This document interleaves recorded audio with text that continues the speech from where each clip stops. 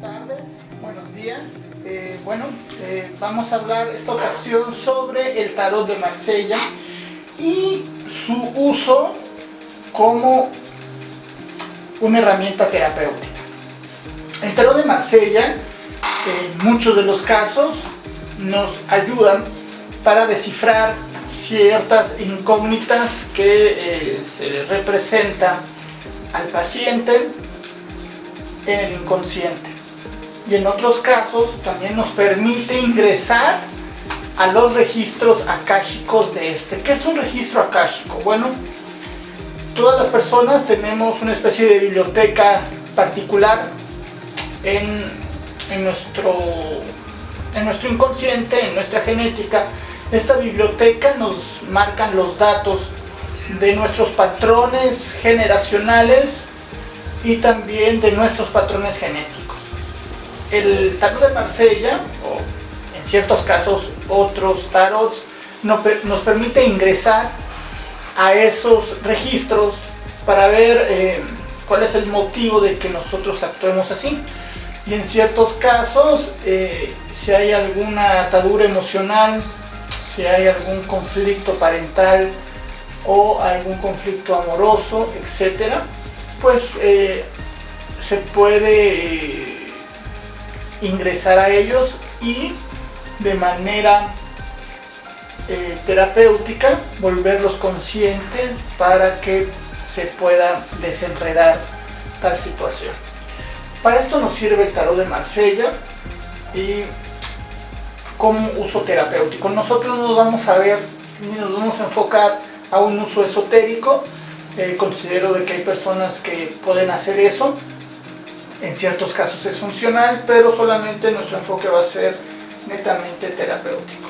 Y pues bueno, les presento los 21 arcanos mayores, ¿no? Se empieza desde el mago y se termina con el mundo, quedando libre el arcano de loco, que es un arcano que representa el comodín, es decir, se puede mover a todas partes. Es la representación de un juglar, de un andariego que se mueve por todas partes, y esta es un poco el punto, ¿no? De que tiene la capacidad de ir hacia todos lados. Esa es la función del loco, y también tiene otras representaciones, ¿no? Que poco a poco iremos hablando sobre él. Hay algunos teóricos sobre el tarot, ¿no? Existe una gran variedad de personajes. Uno de los más conocidos es Alejandro Jodorowsky.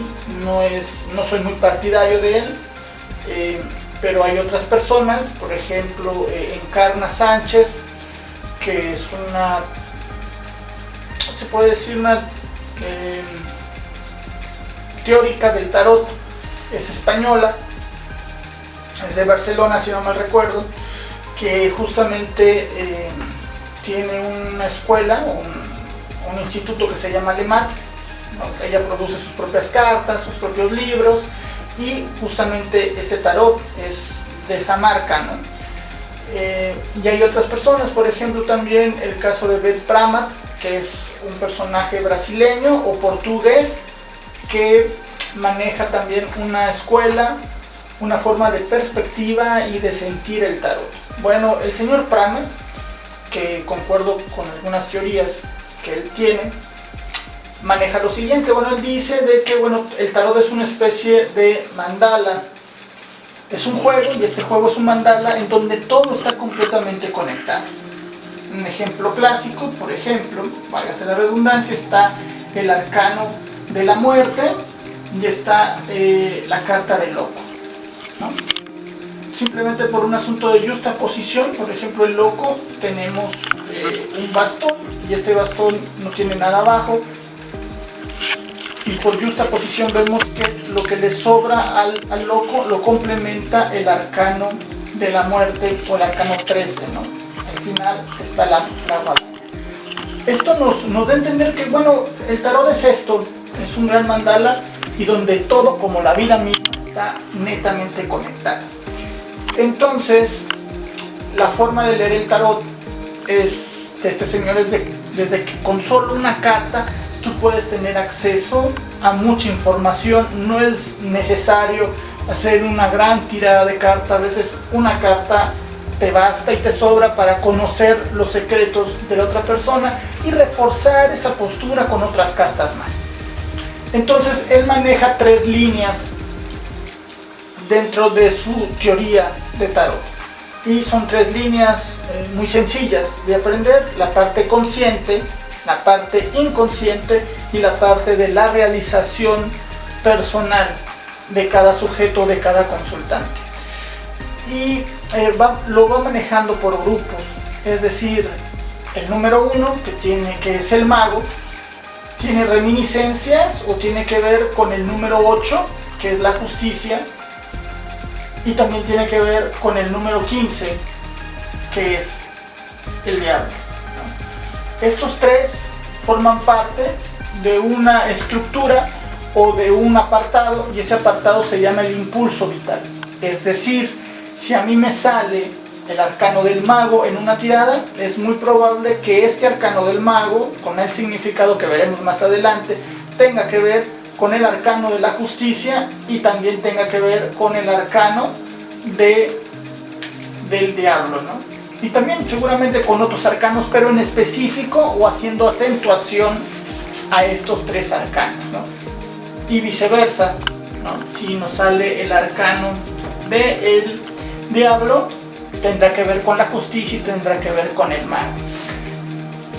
Lo mismo sucede con el arcano 2, ¿no? El arcano 2 es el arcano de la papisa, que tiene estas resonancias con el arcano 8, que tiene que ver con el ermitaño, y que tiene estas resonancias con el arcano 16, que tiene que ver con la torre. Esto va a ser un segmento también, y será llamado como el segmento de la polaridad, es decir, cómo es mi relación para con los demás, cómo es mi capacidad para tener una pareja, por qué me siento solo, por qué no me puedo desempeñar amorosamente con alguien más, por qué soy una persona irascible, en el caso de la torre, ¿no? ¿Acaso tuve un padre alcohólico? En el caso del ermitaño, ¿no? En fin, ¿no? Inclusive en la carta de la papisa, que eso veremos más adelante, pues estos votos de castidad, estos votos de pobreza que se hacen en ciertos momentos a una relación, ¿no? Estas promesas que a veces nosotros decimos sin pensarlas, pues también resulta ser que son promesas que se van acumulando, como si fueran estas grasas que se van acumulando en las arterias, y en algún momento determinado pueden provocar una necrosis, ¿no? Pueden provocar algún tejido muerto o un infarto, ¿no? Entonces, de la misma manera con el arcano 3, que es el arcano de la emperatriz, tiene que ver con el arcano 10 y tiene que ver con el arcano 17, y este apartado es el apartado de la fluctuación o de la fertilidad, ¿no? La capacidad que tenemos nosotros para poder ser fértil en nuestros negocios, en nuestras relaciones sociales, en nuestro contexto social. Proseguimos con el arcano 4, que es el arcano del emperador, que tiene que ver estas resonancias con lo masculino, con el padre sobre todo. Cuál es mi relación con el padre, cómo es mi capacidad para hacer dinero, cómo es mi capacidad para tomar una orden, para poder acatar la ley, ¿no? Y lo mismo va a suceder, que este arcano 4 va a tener relación con el arcano 11, que es la fuerza, y con el arcano 18, que es la luna. Esta carta de la luna es harto curiosa, porque en ciertos casos, sobre todo cuando hacemos una lectura un tanto metafísica o esotérica, es una carta que va a tener esta connotación de que hay ciertas energías que están en contra de nosotros, o que hay ciertos trabajos energéticos que están en contra de nosotros, ¿no? Mejor conocido o vulgarmente conocido como brujería, ¿no? Hay algo ahí que nos está robando la energía, ¿no? Proseguimos con el arcano 5, que es el arcano del Papa, que tiene que ver con el asunto de la comunicación, del bullying, tiene que ver con el tema del perdón, de la construcción moral que vamos teniendo como sujetos. También representa el patrón genético del abuelo, por ejemplo, ¿no? Normalmente en el primer plano vamos a ver patrones generacionales: la abuela, la madre, el padre, el abuelo, ¿no? Y este abuelo también tiene que ver con el arcano 12, que es el arcano per se del sacrificio, ¿no?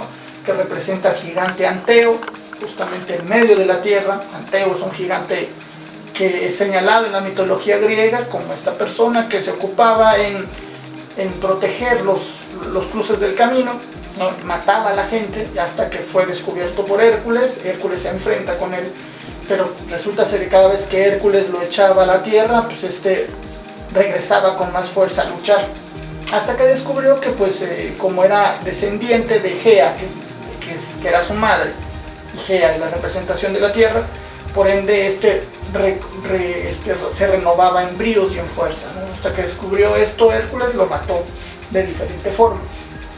Pues esta es la representación de Anteo, y tiene que ver con el tema del sacrificio, del sufrimiento, ¿no? Y es uno de los arcanos muy curiosos porque también representa la meditación, ¿no? Es decir, en momentos de dificultad, en donde todo está completamente en caos o de cabeza, lo mejor es estar estático, no moverte y quizás invertir un poco las cosas, aprender a bailar sobre esto, ¿no? Es como un poco nietzscheano el asunto, ¿no? Entonces, aprender a bailar a pesar de tus dificultades, ¿no? Y después vemos con el asunto del sol. El sol habla de dos gemelos, y la representación de dos gemelos ante Apolo, que es el padre, ¿no? Como vuelvo a repetir, es una carta que tiene que ver con la comunicación, tiene que ver esta carta sobre todo con el tema de cómo me llevo con el otro, ¿no? Esta capacidad que tengo para asociarme, para generar negocios. Este segmento va a ser el segmento de la comunicación o del perdón moral, ¿no? Eso es lo que se va a regir esta parte, ¿no? Vamos con el arcano 6, que tiene que ver con el arcano de la familia o el arcano de los enamorados, la toma de decisiones, ¿no? Y esta va a tener resonancias con el arcano sin nombre, ¿no? Nosotros lo conocemos en el tarot de Marsella, si se dan cuenta no tiene nombre. ¿Por qué? Porque está dentro de la construcción de la cábala judía. La cábala judía dice que todo aquello que nombres será traído. Entonces mejor no mencionar el nombre del arcano 13 para que no venga.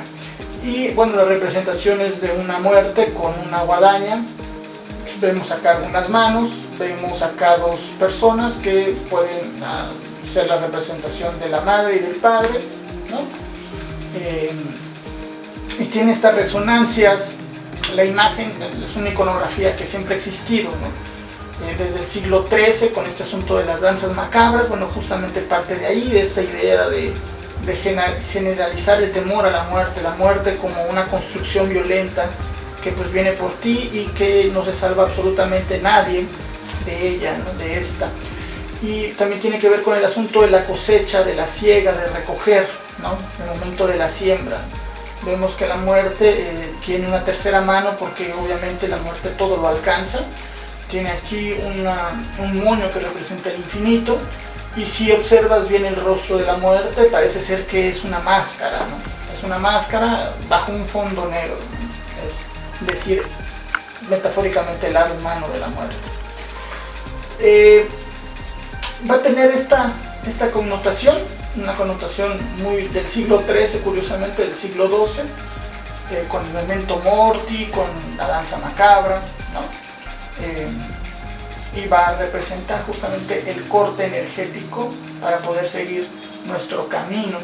Y al final también está el juicio, ¿no? Es una carta, la carta 20, en donde se representa al arcángel anunciando la resurrección, y vemos acá a un elemento curioso que no se sabe si es hombre o mujer.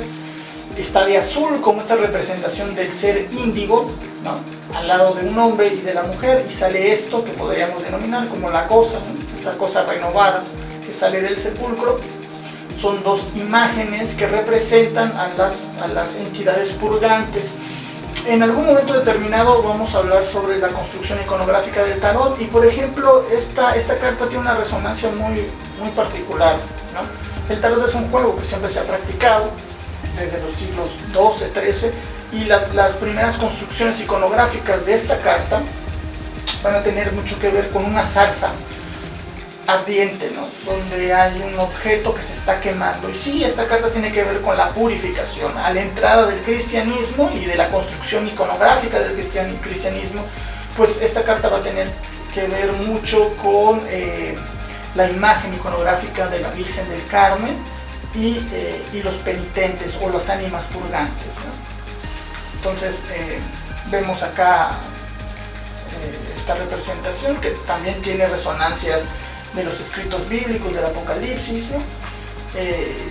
Y es la llamada a juicio, ¿no? También tiene que ver con la idea del fantasma. Esta carta normalmente sale mucho cuando no pudiste cortar bien el lazo con un amor de tu pasado y este aparece, ¿no? Justamente cual fantasma polulando en tu inconsciente porque no lo puedes olvidar, ¿no? Entonces este apartado va a tener va a tener que ver con el tema del amor, de la construcción amorosa, y de los lazos que nos vamos envolviendo nosotros mismos, ¿no? Cerramos ya con el arcano del carro, que es el último arcano, o de la primera fila, de la fila consciente, que es un personaje que aparentemente tiene un objetivo, tiene un fin. Vemos que está galardonado, ¿no? La representación de los carromatos que llegan a los desfiles de la época romana, y es premiado y es elogiado por las multitudes, ¿no? Porque lograron alguna conquista. Pero esto tiene una particularidad: está el hombre que prácticamente no conduce nada, con dos llantas aisladas, con dos caballos que no saben hacia dónde van, y pues es un poco eso, ¿no? La idea es ir, no se sabe a dónde, y eso es un poco lo que tiene que ver con esta carta. También tiene que ver con la carta de la templanza, que expresa un poco lo mismo, este símbolo de ambigüedad ante la imagen de un arcángel o de un ángel, ¿no? Completamente inexpresivo. Y al final también estos seres, este ser que tiene que ver con el huevo cósmico y la representación de los 4 elementos: el aire, la tierra y el fuego, y en medio el huevo cósmico del hombre que ha llegado a su cúspide. Esto sería, por ejemplo, como la meta en algún juego de Monopoly, en algún juego de turista, ¿no? La realización final del sujeto. Si se dan cuenta, hay una cosa muy curiosa: los personajes aparecen vestidos, ¿no? Los de la primera parte están vestidos, y poco a poco, esto es un asunto como de striptease, van perdiendo sus vestimentas hasta quedarse completamente desnudos. ¿Esto a qué se debe? Bueno, simple y sencillamente que es un proceso de evolución, ¿no? Nosotros podemos ver, por ejemplo, ya estos personajes, los de abajo, que ya son personajes u cosas que ya se demuestran completamente desnudos, ¿no?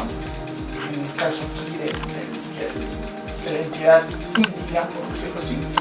Y por último, está completamente desnudo este ser andrógino, ¿no? que es la representación. Tiene muchas representaciones cristianas, y la que más nos lleva es la representación de la resurrección de Jesús, ¿no? Inclusive aquí tiene 2 elementos, que es un elemento que nos conecta con el mago y también con la representación del emperador. Estos son, chicos, 21 arcanos mayores, y esta vez para este efecto vamos a hablar sobre los 21 arcanos mayores solamente. Y al final, como dijimos al principio, pues está el loco, ¿no? Que no tiene un número, que es un ser impulsado por sus instintos tiene un bastón.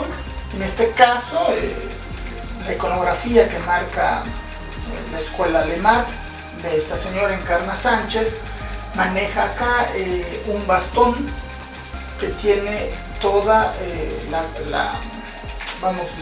cara del loco. Esto es un bastón que tiene resonancias simbólicamente a los patrones generacionales.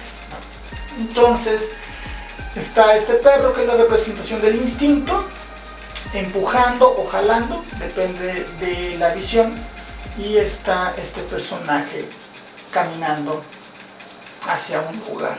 En este caso aparece la carta en un valle, pero en ciertos tarots, como el tarot Reader, por ejemplo, aparece ahí una especie de vacío, el perro empujándolo al vacío, esta representación del instinto empujándolo al vacío.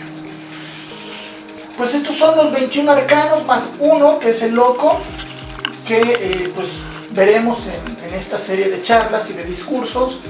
Y ustedes pueden también, de manera que gusten, ir escribiendo sus sueños, sus anécdotas, alguna tirada, alguna pregunta que tengan, y también eso de una manera aparte, si ustedes quieren, lo podemos poner en nuestra página, o de una manera aparte yo mandarles un correo y checar la tirada de cada persona que gusten, ¿no? Vamos a ir viendo, yo creo que por sesión, vamos a ir viendo de 1 a 2 arcanos, dependiendo del tipo de arcano. Vamos a ir hablando sobre su construcción iconográfica, es decir, la iconografía del arcano dentro de la historia, cuáles son los elementos, cuáles son obviamente el significado, ¿no? Y datos curiosos, por ejemplo, el mago, porque tiene esta acentuación en las comisuras, ¿no? que pueden representar como colmillos, ¿no? ¿Qué sucede con las manos? ¿No? ¿Por qué no tiene una cuarta pata a la mesa y sin embargo está estable, ¿no? Ese tipo de datos curiosos, más la construcción del icono, más el significado, y que tiene que ver esto con el inconsciente de cada persona o del consultante, es lo que veremos en las futuras charlas. Pues bueno, chicos, de momento fue todo, espero les haya agradado y les interese, sobre todo para ir platicando o teniendo conversaciones futuras sobre el tema del tarot. Muchísimas gracias, hasta luego.